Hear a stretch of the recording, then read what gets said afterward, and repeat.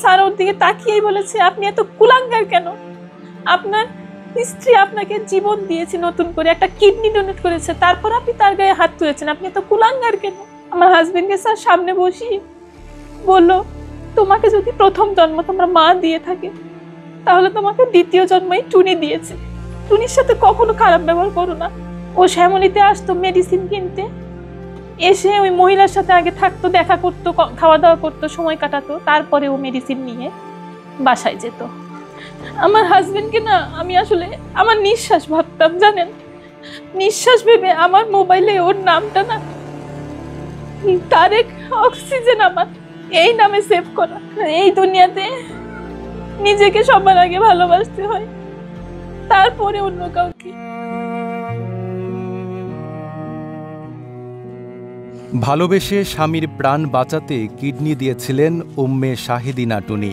প্রতারক তারেক স্ত্রীর কিডনি নিয়ে সুস্থ হয়েই নিজের খোলস পাল্টে ফেলেন। পরকীয়ায় জড়িয়ে পড়েন এক ডিভোর্সি নারীর সঙ্গে। এক পর্যায়ে যেই নারীর কারণে জীবন ফিরে পেলেন, তাকেই নির্যাতন করতে শুরু করলেন। তারেকের অমানবিক নির্যাতন সইতে না পেরে গত 22 এপ্রিল ঢাকার জুডিশিয়াল ম্যাজিস্ট্রেট আদালতে নারী নির্যাতনের মামলা দায়ের করেন টুনি। 24 এপ্রিল সেই মামলায় গ্রেপ্তার হন তারেক। এরপর গত 4 জুন জামিনে মুক্ত হয়েই পরকীয়া প্রেমিকার সঙ্গে উঠেছেন তিনি। এদিকে নিজের কিডনি, স্বামী দুটো হারিয়েই মানসিকভাবে ভেঙে পড়েছেন টুনি। তিনি চান না তার মতো পরিণতি হোক আর কোনো নারীর। 1 বছর 2 বছর যখন হয় আমার বিয়ের বয়স, তখন হঠাৎ করে ও অসুস্থ হয়ে পড়ে। পরে ওকে হসপিটালে নেওয়া হয়, ডাক্তার দেখানো হয়, বিভিন্ন চেক আপ করানো হয়, বিভিন্ন হসপিটালে করানো হয়। তো তখন আর কি ওর রিপোর্ট দেখে ডাক্তার বললো যে 2টো কিডনি ড্যামেজ হয়ে গেছে, খুব দ্রুত 6 মাসের মধ্যে ওর ডায়ালাইসিস করতে হবে, নয়তো অবস্থা অনেক খারাপ হয়ে যাবে। তো তখন হঠাৎ করে ও দিন দিন অসুস্থ হয়ে যেতে থাকে। তো আমি কি করব, ডায়ালাইসিসটা আসলে আমি করাতে চাইনি কখনোই, কারণ ডায়ালাইসিসটা অনেক কষ্ট, এত কষ্ট যে আমি ওকে কষ্ট দিতে চাইনি কখনো। তো ইন্ডিয়ার সিএমসি, ভেলোরে সিএমসি হসপিটালে প্রথমে নিয়ে যাই ওকে, ওখানেই ওর ট্রিটমেন্ট শুরু হয়। ওখান থেকেও সমস্ত চেক আপ করে ডাক্তার বলল যে 2টো কিডনি মিলে 24% কাজ করছে, কিন্তু এই অবস্থায় 10 বছর মেডিসিনের উপরে থাকতে পারবে। ঠিক ওই প্রতিবারের মতো 2019 সালেও আমি যখন যাই ইন্ডিয়াতেও ট্রিটমেন্ট করাতে, তখন ডাক্তার চেক আপ করে বলল যে, হঠাৎ করেই বলল যে ওর মেডিসিনে আর কোনো কাজ হচ্ছে না, এখনই ডায়ালাইসিস করতে হবে অথবা ট্রান্সপ্লান্ট করতে হবে, কোনটা করবা তোমরা আমাকে সিদ্ধান্ত এখনই জানাও। সব দিক বিবেচনা করে আমি ওকে ডায়ালাইসিসটা আসলে করাতে চাই না, আমি আসলে কিডনি ট্রান্সপ্লান্টই করাবো, আমাকে তোমাদের হেল্প করতে হবে, যেভাবে পারো তোমরা আমাকে টাকা পয়সা দিয়ে হেল্প করো। তখনও ওর ওই আত্মীয় স্বজনের ভিতরে ওর বোন ছিল, ওর দুলাভাই ছিল, ওর মা ছিল, ওর ছোট ভাই ছিল। ওরা সবাই একটাই কথা বললো যে আমরা শুধু শুনতে পারবো, আমরা কোনো কিছু দিয়েই হেল্প করতে পারবো না। আমাকে ডিটেলসেই বললো যে আমরা কোনো সময় দিয়েও হেল্প করতে পারবো না, টাকা পয়সা দিয়েও হেল্প করতে পারবো না, কিডনি তো অসম্ভব, সেটা তো আরও পারবো না। ওই সময় যখন ওর আত্মীয় স্বজন কেউ এগিয়ে এলো না, আমি এত চেষ্টা করলাম, কোনোভাবেই কেউ এগিয়ে এলো না, তখন বাধ্য হলাম আমি এগিয়ে গেলাম ওর পাশে। পরে আমার এলাকাতেই আমার এক আন্টি, উনি আমাকে ডাক দিল। উনিও ট্রান্সপ্লান্ট করেছিল দিল্লি অ্যাপোলো থেকে, ওনাকে ওনার মেয়ে ডোনেট করেছিল। আমার মাথায় কাজ করলো যে আমার ওকে বাঁচাতেই হবে, সেটা যে কোনো মূল্যেই হোক। আমি কিভাবে বাঁচাতে পারি, আমি ওকে কিডনি দেব। আমি ওকে বললামও যে তুমি কোনো চিন্তা করো না, আমি তো তোমার পাশে আছি, আমি তোমাকে বাঁচাবো। কিন্তু তখনও আমি জানি না যে আসলে আমি কি করতে পারবো বা কতটুকু। আমি খালি সিদ্ধান্তটাই নিয়েছি যে হ্যাঁ আমি ওকে বাঁচাবো, আমি একটা ওকে কিডনি দেবো। আমি কিন্তু তখনও শিওর না আমি কিভাবে দেবো বা কি, আমি জানি না। 26শে অক্টোবরে আমাদের ডেটটা হয়, কিডনি ট্রান্সপ্লান্ট হবে, এবং তার আগে অবশ্য পুরো 1 থেকে 1.5 মাস জুড়ে আমার মাথা থেকে পা পর্যন্ত সমস্ত চেক আপ করানো হয় যে আমি সব দিক থেকে ফিট কিনা ওকে দেওয়ার জন্য। প্রত্যেকটা টেস্টে অবশ্য অনেক কষ্টদায়ক, প্রত্যেকটা টেস্টেই 2-3টে করে ক্যানেলা পরায়, তারপর যখন মেশিনের ভিতরে বডিটা নেয়, ইনজেকশন পুশ করে, অনেক জ্বালা করে। তারপরও আমি কষ্টটাকে কষ্ট মনে করিনি। আমি ভেবেছি আমার এই কষ্টের বিনিময়ে যেন আমার হাজবেন্ড নতুন জীবনটা ফিরে পায়, বেঁচে থাকে, আমাদের সামনে, চোখের সামনে থাকে। আমার ছেলেটা যাতে বাবা বলে ডাকতে পারে, আমার ছেলেটা যাতে বাবার নামের আগে মৃত শব্দটা লিখতে না হয়। এই কষ্টের সব পরীক্ষা নিরীক্ষা করে যখন আমি সব পরীক্ষায় উত্তীর্ণ হই, আমার ছেলের সাথে ডিএনএও টেস্ট করানো হয়, আমার ছেলেটাও এই ট্রান্সপ্লান্টের ক্ষেত্রে অনেক অবদান আমার ছেলেটারও। ও ডিএনএ টেস্ট করা হয়, অনেক পরীক্ষা নিরীক্ষা, অনেক ফর্মালিটিস মেনটেন করে আমাদের অপারেশনের ডেটটা হয় 2019 সালে 26শে অক্টোবর আমাদের ট্রান্সপ্লান্টটা হয়। আল্লাহর রহমত এবং সবার দোয়ায় ট্রান্সপ্লান্টটা সাকসেসফুল হয়। সেখানে আমাকে বলা হয় যে হ্যাঁ, আমি কি কিডনিটা কারো চাপে পড়ে দিচ্ছি কিনা, আমাকে কি কোনো রকম কোনো জোর করা হচ্ছে কিনা, আমার হাজবেন্ড কি আমাকে জোর করেছে কিনা, আমি এটা না দিলে কি আমাকে তালাক দিবে কিনা, এই ধরনের বিভিন্ন ধরনের প্রশ্ন করা হয়। তো আমি বললাম যে না, আমি তো উইলিংলিভাবেই দিচ্ছি, আমাকে কেউ ফোর্স করেনি। বলছে না দেখো, তুমি যদি দিতে না চাও এখনও সময় আছে, তুমি বলতে পারো, আমরা এটা বাহিরে ওভাবে প্রকাশ করবো না, বলবো তুমি ফিজিক্যালি ফিট না, তুমি দিতে পারবা না। তো ওখানে 7 দিন পরে আইসিইউ থেকে আমি যাই, ও যায় তার পরের দিন।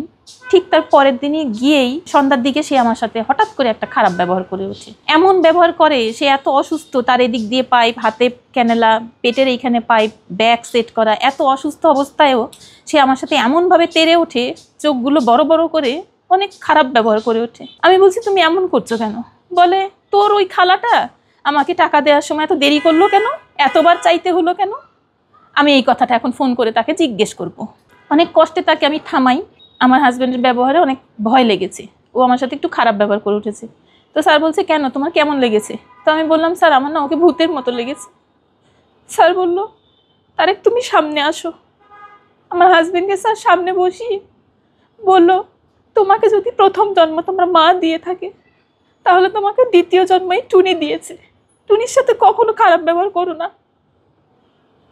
তখনও আর কোনো কথাই বলেনি। তারপরে ট্রান্সপ্লান্টের পরে যখন আমরা বাংলাদেশে আসলাম, আসার পরে আস্তে আস্তে দেখি যে ও খুব মোবাইলে আসক্ত হয়ে পড়ে, খুব প্রত্যেকটা দিন, সারাটা দিনরাত 24 ঘন্টায় ওর মোবাইলটা হাতে থাকে, সারাক্ষণ মোবাইল দেখা। মোবাইলে এত কি যে দেখে, এত তো আর আমি দেখতে পারি না। একটা পর্যায়ে গিয়ে আমাকে বলে যে আমাকে কিছু টাকা এনে দাও। তো আমি বলি তুমি টাকা দিয়ে কি করবা? বলে হ্যাঁ আমার টাকা লাগবে। তো একদিন আমার ছেলে আমাকে বললো মা, বাবা না আমাকে জিজ্ঞেস করছিল মোবাইলটা দেখিয়ে যে বাবা দেখো তো আমি কত টাকা পেয়েছি এই গেমটা খেলে। তো আমি তখন বুঝতে পারিনি যে ব্যাপারটা। আমি যে বিউটি পার্লারে কাজ করে, তারপরে যে বুটিক্সের কাজ করে, আমার আত্মীয় স্বজন থেকে ধার চেয়ে নিয়ে বিভিন্নভাবে আমি এই টাকাটাকে মাসে মাসে পরিশোধ করতে হয়েছে আমার।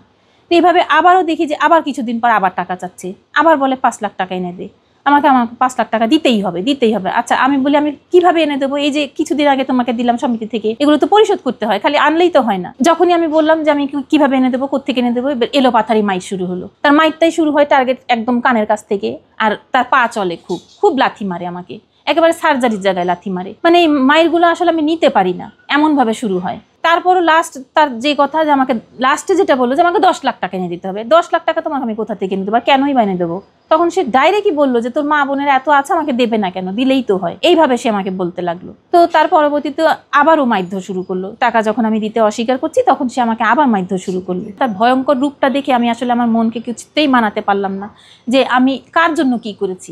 লাস্টে যে ফেব্রুয়ারি 1 তারিখে ও মাইটটা দেয় সন্ধ্যার সময়, তখন আসলে আমি মাইটগুলো নিতে পারি না। আমি তো আসলে ট্রান্সপ্লান্টের পরে শারীরিকভাবে অনেক অসুস্থ থাকি, আমার প্রেশার অনেক হাই থাকে, অলওয়েজ হাই থাকে, প্রচন্ড মাথা ব্যথা থাকে। তো যখন আমাকে মারধর করলো, আমি আসলে ওগুলো নিতে পারিনি, খুব কষ্ট পেয়েছি। পরের দিন 2 তারিখে আমি বাধ্য হয়ে আমি থানায় গিয়ে ওর নামে অভিযোগ করি। অভিযোগটা করার পরে ও এটা জানতে পারার পর আমি অবশ্য আমার ছেলেটাকে নিয়ে পাশে আমার খালার বাসায় চলে গেছিলাম। ও ওখানে যায়, আমাকে ফোন করে, ওখানে যায়, গিয়ে আমাকে অনেকভাবে ইমোশনাল ব্ল্যাকমেল করে, বলে অনেক কান্নাকাটি করে, আর বলে যে আমি ভুল করেছি, তোমার গায়ে হাত তুলে আমার এটা করা উচিত হয়নি, আমি আর এখন কখনো এরকম করব না, তুমি অভিযোগটা তুলে ফেলো। তো আমি বরাবরের মতন না এবারও ভুলে গিয়ে আমি ওকে ছেলেকে সাথে করে নিয়ে থানায় গিয়ে পরের দিন, একদিন পরেই আর কি, আমি অভিযোগটা উঠিয়ে ফেলি। যখন আমি স্যারকে বললাম যে স্যার আমি ওর নামে একটা অভিযোগ করেছিলাম, কিন্তু আরেকটা সুযোগ চাচ্ছে, আমি ওকে স্যার আরেকটা সুযোগ দিতে চাই, স্যার আমি এটা তুলে ফেলতে চাই। তখন আমার হাজব্যান্ড আমার পাশেই ছিল। স্যার ওর দিকে তাকিয়েই বলেছে আপনি এত কুলাঙ্গার কেন? আপনার স্ত্রী আপনাকে জীবন দিয়েছে, নতুন করে একটা কিডনি ডোনেট করেছে, তারপর আপনি তার গায়ে হাত তুলেছেন, আপনি এত কুলাঙ্গার কেন? তো ভেবেছিলাম হয়তো শুধরে গেছে বা শুধরে যাবে, এটা ভেবে ওখানে ও মুচলেখা দিয়ে তারপর আমি ওইটা উঠিয়ে ফেলি অভিযোগটা। তারপরে বাসায় আসি আমরা। বাসায় আসার পরের দিন ঠিক একটা দিনও ভালো ছিল।